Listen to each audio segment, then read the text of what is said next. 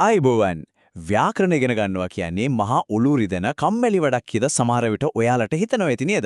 හැබැයි අද අපි මේ කරන පැහැදිලි කිරීමෙන් පස්සේ ඒ කතාව සම්පූර්ණයෙන්ම වෙනස් වෙයි. හිතන්න කවුරු හරි මොකක් හරි දෙයක් දැනටමත් කරලා ඉවරයි. ඒක කළේ කවුද කියලා ඉංග්‍රීසියෙන් හරියටම අහන්නේ කොහමද? අද අපි කතා කරන්නේ අන්න ඒ ගැනයි. කිසිම බයක් නැතුව එදිනදා ජීවිතේ අපිට මුහුණ දෙන්න වෙන මෙවලේ පුංචි අභිරහස් විසඳන ගමන්ම ඉංග්‍රීසියෙන් ලස්සනට ප්‍රශ්න අහන විදිහ අපි අද ඉගෙන ගනිමු. මෙතලා බලන්න. ඔන්න කාමරයකට යනවා බලනකොට ජනේලේ වීදුරුවක් කුඩුපට්ටම් වෙලා බිම වැටිලා. දැන් වහාම හොයාගන්න ඕන මේක චොලේ කවුද කියලා. ජනේලේ කඩලා දැම්මේ කවුද කියලා ඉංග්‍රීසියෙන් කොහොමද අහන්නේ? අපේ සිංහල භාෂාවෙන් නම් කවුද කියන කෑල්ල මුලට ගන්නත් පුළුවන් අගට ගන්නත් පුළුවන් නේද? කවුද ජනේලේ කැඩුවේ? නැත්නම් ජනේලේ කැඩුවේ කවුද? හැබැයි ඉංග්‍රීසි භාෂාවේදී මේකට පාවිච්චි කරන හරිම ලස්සන පිළිවෙලකට යන විශේෂ රටාවක් තියෙනවා. කවුද මේක කළේ? කවුද එතන හිටියේ? මේවනිය ප්‍රශ්න අපිට දවස ගාන අහන්න වෙනවනේ. ඉතින් මේ අභිරහස විසඳන්න ඉංග්‍රීසියෙන් පාවිච්චි කරන ඒ නියම ක්‍රමය මොකක්ද කියලා අපි දැන් බලමු. මේ ප්‍රශ්න හැදෙන විදිහ තේරුම් ගත්තාම ඒක වෙන ඕනෑම තැනකට පාවිච්චි කරන එක හරිම ලේසි. අපි මේක තවත් පැහැදිලි කරගන්න නිතරම අහන්න වෙන ප්‍රශ්න ටිකක් අරගෙනම බලමු. අර කලින් කිව්ව ජනේලේ කතාව කවුද ජනේලේ කඩලා දැම්මේ? මේක ඉංග්‍රීසියෙන් කියන්නේ who broke the window? Who broke the window? ඊළඟට හිතන්නකෝ කෙනෙක්ගේ ෆෝන් එකක් නැති වෙලා කියලා. මගේ ෆෝන් එක හොරකම් කළේ කවුද? ඒක අහන්නේ who stole my phone? Who stole my phone? ඒ වගේම මේ ලියුම ලිව්වේ කවුද කියලා අහන්න ඕනේ නම් අපි කියනවා who wrote this letter? Who wrote this letter?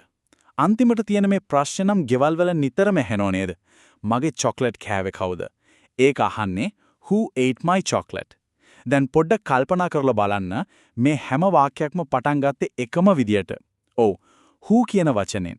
අනික මේ හැම එකක්ම අතීතයේ වෙලා ඉවර වුණු දේවල්. ඉතින් මේ වාක්‍ය අස්සේ හැංගිලා තියෙන ඒ අපූර්ව රටාව දැන් ටික ඔයාලට තේරෙනවා ඇති. අන්නේ හැංගිලා තිබුණු රහස් සූත්‍රය පියවර 3කින් තමයි හැදෙන්නේ. මේ පියවර 3 මතක තියාගත්තොත් ඕනෑම අතීත ක්‍රියාවක් ගැන ප්‍රශ්න අහන එක මහ කජ්ජක් නෙවෙයි.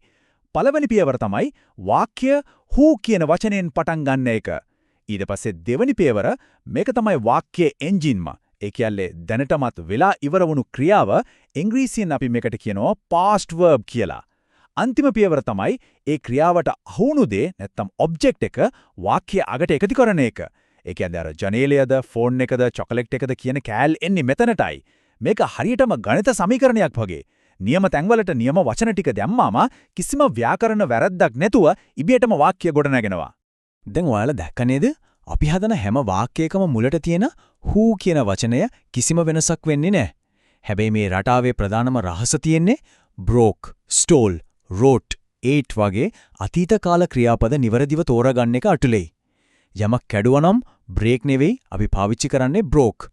හොරකම් කළා නම් steal නෙවෙයි stole. ලියුවා නම් wrote. ඒ වගේම කෑවා නම් ate විදිහට අතීත කාලයෙන්ම ඒ ක්‍රියාපදේ යොදන්න ඕනේ.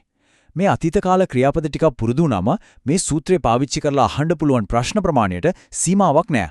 එතකොට ඕනෑම සංකීර්ණ වෙලාවක බය නැතුව, චකිතයක් නැතුව මේ රටාවට ඉංග්‍රීසියෙන් කතා කරන්න අපිට පුරුවන් වෙනවා. හරි, අපි දැන් ඉගෙනගත්තු සූත්‍රය තවත් ප්‍රායෝගික අවස්ථා 4කට දාලා බලමු. හිතන්න ඊයේ දවසේ සිදුවුණු දෙයක් ගැන අහන්න ඕනේ කියලා. ඔයාව ඊයේ දැක්කේ කවුද? මේක ඉංග්‍රීසියෙන් අහන්නේ who saw you yesterday? මෙතන see කියන එකේ අතීත කාලය saw යොදලා තියෙනවා. ඊනකට ඊයේ රෑමට කෝල් කළේ කවුද? අහලා බලන්න who called me last night? තවත් සුලභ දෙයක් තමයි නැති වුණු දෙයක් කවුරු හරි හොයාගත්තාම අහන එක. යතුරු හොයාගත්තේ කවුද? who found the key? මෙතන find කියන එක found බවට පත් වෙලා. අන්තිමට ඔයාට උදව් කළේ කවුද? who helped you? බලන්න මේ රටාව කොච්චර සරලද කියලා. මුලින්ම who ඊට පස්සේ අතීත ක්‍රියාපදය අන්තිමට අදාළ කර්මය. කිසිම වෙනසක් නැහැ. මේ විදිහට එදිනදා ජීවිතයේ දේවල් වලට මේක පාවිච්චි කරන්න ඔයාලගේ ඉංග්‍රීසි කතා කිරීමේ වේගය නිකන්ම වැඩි වෙනවා. අනික ව්‍යාකරණය කියන්නේ පොත්වලට විතරක් සීමා වුණු කම්මැලි දෙයක් නෙමෙයි. අපි හැංගීම් ප්‍රකාශ කරන්න යාළුවොත් එක්ක මැසේජ් කරනකොට මේවා හරිම ලස්සනට පාවිච්චි කරන්න පුළුවන්. උදාහරණයක් විදිහට ටිකක් ආදරණීය විදිහට අහන්න ඕලේ නම් මගේ හිත ගත්තේ කවුද? Who stole my heart? කියලා අහන්න පුළුවන්. එහෙමත් නැත්නම් යාළුවෙකුගෙන් විහිළුවට වගේ අහනවා who ate my chocolate? මගේ චොක්ලට් කෑවේ කවුද කියලා. සාමාන්‍ය කතාබහකදී වුණත් who called you කාගෙන්ද කෝල් එකක් ආවේ වගේ දේවල් අහන එක කොච්චර සුලභද මේ රටාව කොච්චර ලේසිද කියනවනම් අර මූලික කෑලි තුන එකතු කරලා ඕනෙම අදහසක් පැහැදිලිව වගේම වේගයෙන් අහන්න පුළුවන්. who එකයි ඊට ගැළපෙන අතීත ක්‍රියාපදයයි දැන්නාම මුළු වාක්‍යම සම්පූර්ණයි. දැන් නම් මේ ව්‍යාකරණ රටාව ගැන තිබුණු බය සම්පූර්ණයෙන්ම නැති වෙලා ගිහින් ඇති කියලා මට විශ්වාසයි. අද මේ කරපු පැහැදිලි කිරීම අවසන් කරන්න කලින් මම පුංචි අභියෝගයක් දෙන්නම්. අද ඉගෙනගත්තු මේ who plus past verb plus object කියන සූත්‍රය පාවිච්චි කරලා අලුත්ම ප්‍රශ්නයක් හදලා බලන්න. ඔයාලා දන්න වචන පාවිච්චි කරලා අතීතයේ වුණු දෙයක් දෙන හිතින් ප්‍රශ්නයක් ගොඩනගන්න. මොකද භාෂාවක් ඉගෙන ගන්නකොට ඒවා ප්‍රායෝගිකව පාවිච්චි කළොත් විතරයි ඒවා කවදාවත් අමතක කරන්නේ නැත්තේ. උදාහරණයක් විදියට ඊයේ මැච් එක දිනුවේ කවුද වගේ දෙයක් ඉංග්‍රීසියෙන් කොහොමද අහන්නේ කියලා හිතලා බලන්නකෝ. මේ සරල රටාව දවස ගානේ පාවිච්චි කරනකොට ඉංග්‍රීසියෙන් කතා කරන එක ඔයාලට හරිම සාමාන්‍ය දෙයක් බවට පත් වෙනවා නිසකයි.